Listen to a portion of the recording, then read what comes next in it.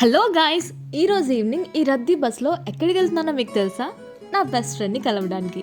Beach road వచ్చేసరికి bus అంతా ఖాళీ అయిపోయింది. జాతరల్లో ఐస్ క్రీమ్ కోసం వెళ్తూ తప్పిపోయిన చిన్నపిల్లలా చూడండి ఎలా కూర్చుందో. మనందరికీ ఉన్న కామన్ అలవాటే, బెస్ట్ ఫ్రెండ్ నేను చూడగానే ఫస్ట్ ఒక్కరి మీద ఒకరు జోకులు వేసుకొని నవ్వేసుకుంటాం, ఆ తర్వాత ఇంకేదైనా. మేడం గారికి మైసూర్ శాండిల్ సోప్ కావాలంట. చెస్ ఛాంపియన్ అయినా ఇంతసేపు ఆలోచించడేమో, ఈవిడ మాత్రం ఏం వెయ్యాలా అని అంతసేపు ఆలోచిస్తుంది. Wow, what a shot! Out of the ring అసలు.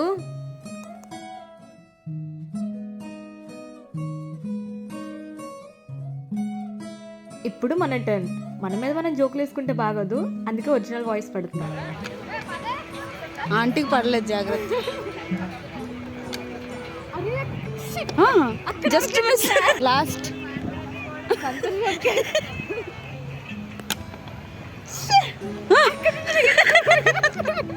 చాలే ప్రతాప నరసింహ.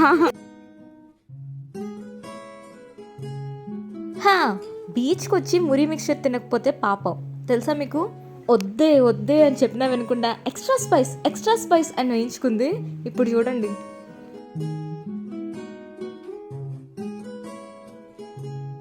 చాలాసేపు కష్టపడి కెమెరా సెట్ చేసాం. చూడండి ఎంత బాగా సెట్ చేసామో.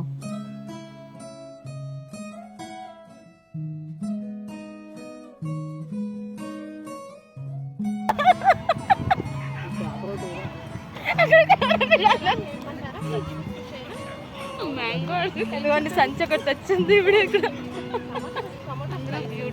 Skin care products. What is in Devi's bag? అందులో ఎక్కిగాయ్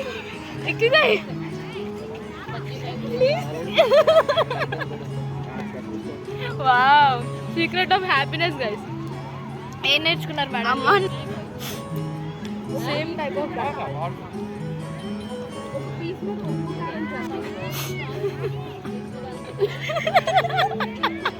నీ దగ్గరికి వచ్చినప్పుడు మ్యాండేటరీ కరెక్ట్గా అందులో పడుతుందేమో చూద్దాం.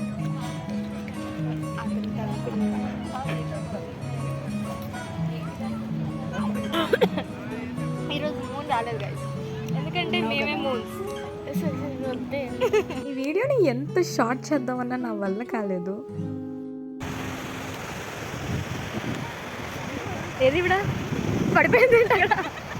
అలా బీచ్లో కాసేపు వాకింగ్ చేసుకుంటూ లైఫ్లో జరుగుతున్న కష్ట సుఖాలన్నీ మాట్లాడుకుంటూ ఈవినింగ్ అలా స్పెండ్ చేసాం.